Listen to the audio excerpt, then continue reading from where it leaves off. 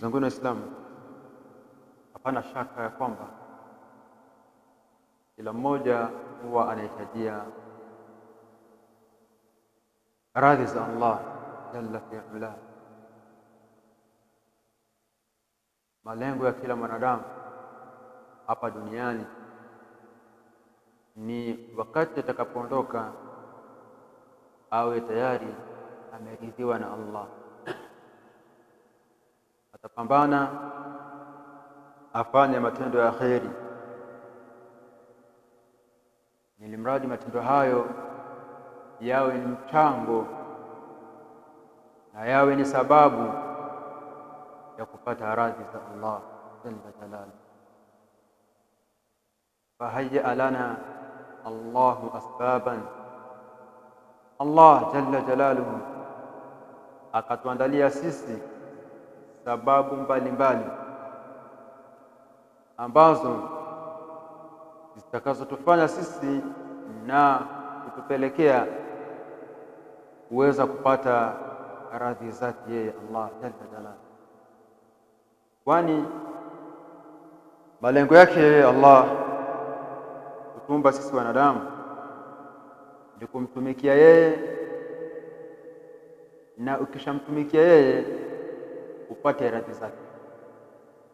Kupata radhi zake atakuingiza katika furaha yake ambayo ni pepo.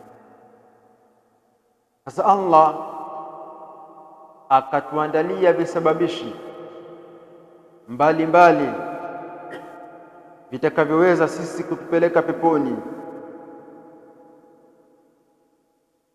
Akatujalia swala, akatujalia sadaqa, watu kujitolea kwa ajili ya Allah. Yote hayo ni visababishi vya kuweza kupata radhi za Allah.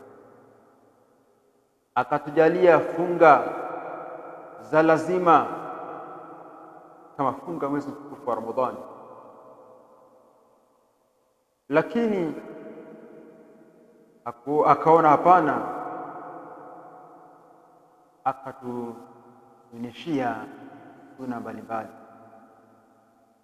ambazo baadhi yake zinakuwa na fursa kubwa, baadhi yake fadhila zake zimezidiana au malipo yake yameshindana. Allah akatupatia fursa ya siku ya Arafa. Fursa ya Arafa, lengo la Allah ni atusamehe sisi. Yuridu Allahu bikumul yusra wala yuridu bikumul usra. Allah anawapendelea wanadamu wepesi. Allah anawatakia wanadamu waingie peponi, wala hawatakii uzito. Hawatakii wanadamu wapate adhabu yake. Arafa, Allah kaizungumzia, inni ahtasibu ala Allahi an yukaffira as-sanata allati qablahu was-sanata allati ba'daha. Atakayefunga siku ya Arafa, mimi natarajia kwa Allah atamsamehe miaka miwili, mwaka uliopita, mwaka ambao kashamaliza, na vile vile nataraji Allah atamsamehe mwaka ambao uko mbele yake na uelekea. Funga ya Arafa inapatikana ndani ya mwezi wa Dhulhijja, mfungo 3, mwezi wa 12 wa Kiarabu. Lakini pamoja na hivyo Allah akaongeza tena, akatusunishia kwa kupitia mtume wake Muhammad sallallahu alaihi wasallama funga ya mwezi mtukufu wa Muharram, mwezi wa kwanza wa Kiislamu. Mfungo 4 mwezi ambao leo hii tuko ndani yake. Na sivyo hivyo tu, bali Allah ametupatia taufiki kuifikia siku ambayo kuna ofa hiyo. Siku ya leo ya Alhamis ni tarehe 10, funga ya Ashura, funga ya siku ya 10 ya mwezi wa Muharram. Mtume vile vile akasema anatarajia kwa Allah, atakayefunga siku hii moja Allah atamsamehe madhambi yaliyopita. Waislamu, kila mmoja anataka radhi za Allah. Hizi ofa ambazo Allah alizozitoa tuzipambanie. Hatuna uhakika ya kwamba swala zetu tunazoswali za kubaliwa moja kwa moja, lakini sunna ambazo tunapambana nazo, tunazozidumisha, yaweza kuwa ikawa ndio mchango wetu sisi. Tunafika mbele ya Allah, zikitazamwa ibada zetu za ulazima, zina baadhi ya mapungufu madogo madogo.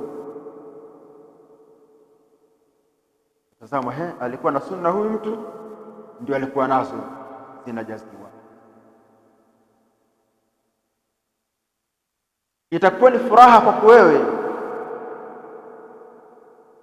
jambo la ulazima la tazamwa, la kutwa kuna mapungufu fulani, lakini wakati huo huo ulikuwa ukishikamana na sunna mbalimbali zinakwenda kusaidia. Ulifahamu umuhimu wa zile sunna ambazo Allah amezisunisha kwa kupitia mtume wake Muhammad sallallahu alaihi wasallam, lakini itakuwa ni hasara na ni masikitiko ikiwa wewe ibada yako ya lazima ya faradhi ulitekeleza ikawa na mapungufu, lakini haukiandalia viraka, haukiandalia zile swala za sunna ambazo zitakuja kuziba pale. Wenzako wanapata nafasi ya kuingia peponi kwa sababu ya zile sunna zilizokwenda kujazia pale, lakini wewe unabaki unasema ya laitani kuntu turaba, natamani mie lau kama siku ya leo ingekuwa ni mchanga. Lakini ni siku ambayo wallahi majuto hawezi akamsaidia mjukuu wake. Ndugu zangu Waislamu, tupambane na hizi. Lakini jambo la mwisho, pamoja na kuwa sisi hapa duniani tunapambana kupata radhi za Allah, kufanya matendo ya kheri, vile vile tunapambana katika kila hali na mali ili tuweze kuweka mazingira yetu sawa sawa hapa duniani. Kila mmoja anatamani awe na maisha mazuri.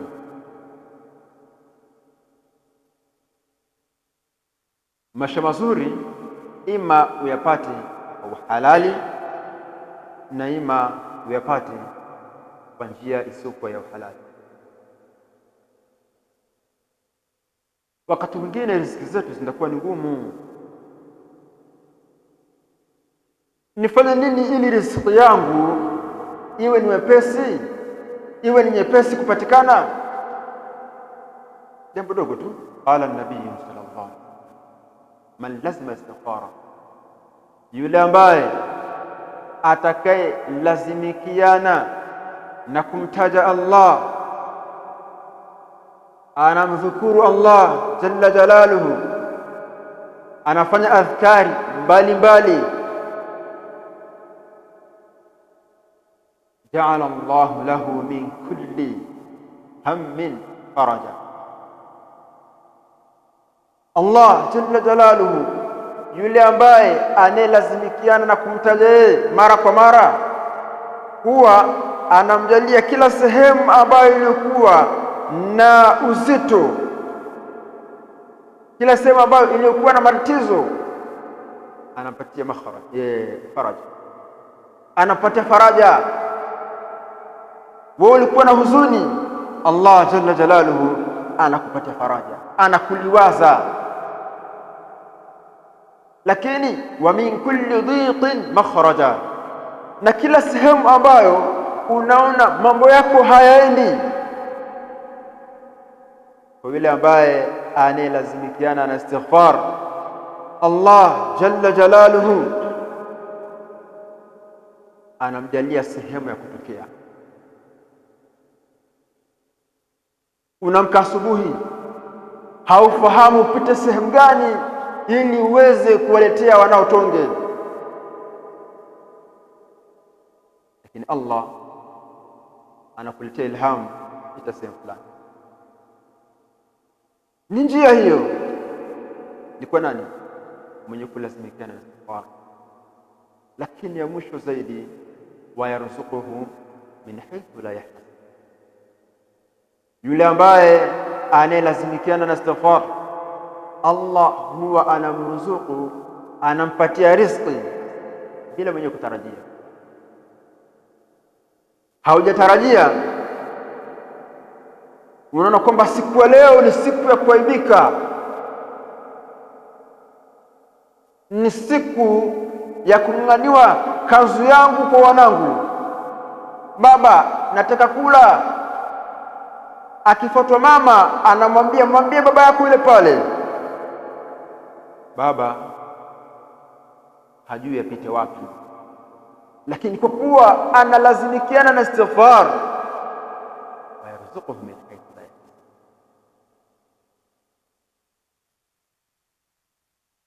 Kwa adhkari, ndugu zangu Waislamu, zina faida kubwa sana katika maisha yetu ya hapa duniani na maisha yetu ya huko akhera. Nikuombee ndugu zangu Waislamu, hizi fursa za kheri pambane nazo, tujitahidi, tujilazimishe kuzifanya. Hata kama tukua hatuna uwezo, basi tuweke nia ya kutekeleza, ili Allah jalla jalaluhu aweze kutulipa kwa sababu ya nia zetu. Innamal a'malu binniyat. Tuweke nia ya kuifunga siku hii ya leo. Lakini vile vile nikuombeeni ndugu zangu Waislamu, tuhudhurie durusi ambazo zinazowekwa msikitini na mashekhe mbalimbali, kwani sisi wanadamu tumegawanyika katika sura 4.